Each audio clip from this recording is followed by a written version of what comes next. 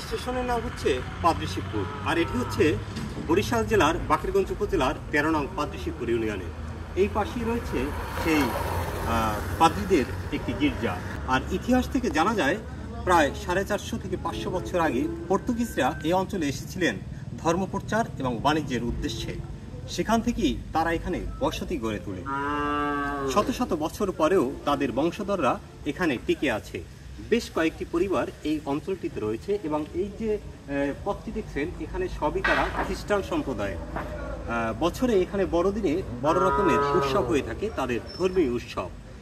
স্থানীয় মুসলমান, হিন্দু এবং এই খ্রিস্টানদের রয়েছে সাম্প্রদায়িক সম্প্রীতি।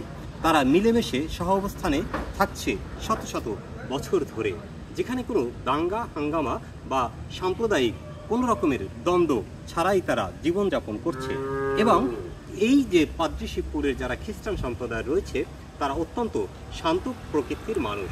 তারা নিজ নিজ পেশা বা কর্ম নিয়ে ব্যস্ত থাকে। এস এম পলাশ, পাদ্রীশিবপুর, বাকেরগঞ্জ।